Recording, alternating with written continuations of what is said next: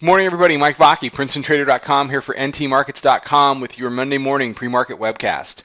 Okay, daily chart of the ES, and what we're seeing is the band expansion that we've been talking about for so long. We'd had this compression, and the expansion out of the bands was going to be swift and fast, but the bands have not expanded to the point where you would consider them to be stretched or to be blown out. So the Bollinger Bandwidth remains about 3.62.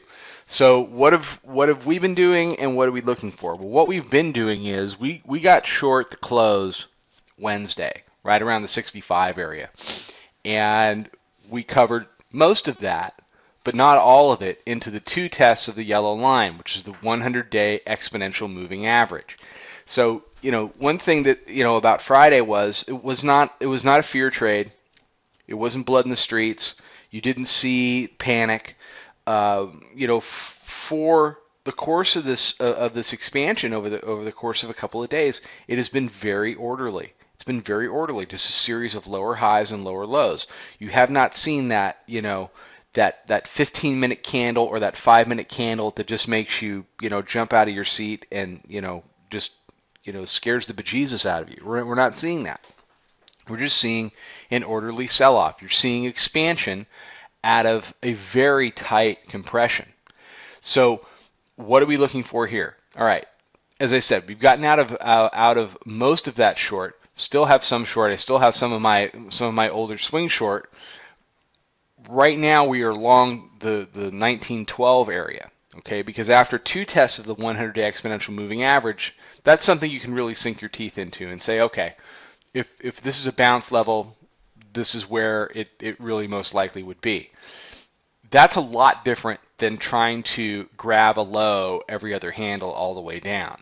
That fuels the extension of the move. Just like people that try to pick the top during the course of an upper band ride and consistently get squeezed out again and again over the course of the day, that fuels higher prices. It's the same dynamic. Squeezes work both ways. My ideal bounce target is still the red line here, the 50-day exponential moving average. And the test of that area is going to determine who is going to control this market probably for the next couple of months. Back here in April, May, the 50-day exponential moving average, the red line, was tested 1, 2, 3, 4, 5 times as support.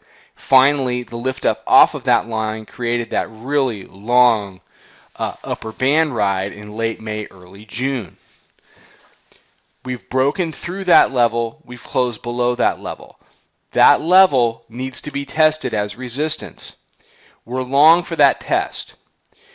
If the red line proves to be resistance, then what we would likely see over the course of the next month or two would be more than one test of the 50-day exponential moving average before you would see a move to significantly lower prices. Last thing I'll show you, and that's just really the classic support becomes resistance time frame. Going back to January, right here, the last time the bands were as tight as they are now. We fall out of bed, one big down day, two big down days. We rally back up to the, wait for it, 50-day exponential moving average right here. That level failed, and we did the larger leg down to the 1732 area. So I would not be surprised. In fact, I am expecting a move up to the red line today. If not today, then today and tomorrow. And the test of that red line is going to determine control for the next week to potentially the next couple of months. If the bulls can rally back off of the lower low, should this area fail, and get back through, then you'll see some choppy action as we saw in March, April. But if it's a straight fail that continues to fail and the red line develops itself as consistent resistance, then the bears can control this tape into the fall. That's what we're looking at, and that's how we're trading it. Everybody have a fantastic day. Follow us on Twitter at Princeton Trader. I will be tweeting out more. As I said on Friday afternoon, my focus is always going to be my subscribers. And to that note, check out the website. Come check out the chat room. We're doing some fun things in there. It's a great group of traders, and some very, very productive trading has been going on in there. So come check it out. I'll be back tomorrow morning with another webcast. Trade 'em well, everybody.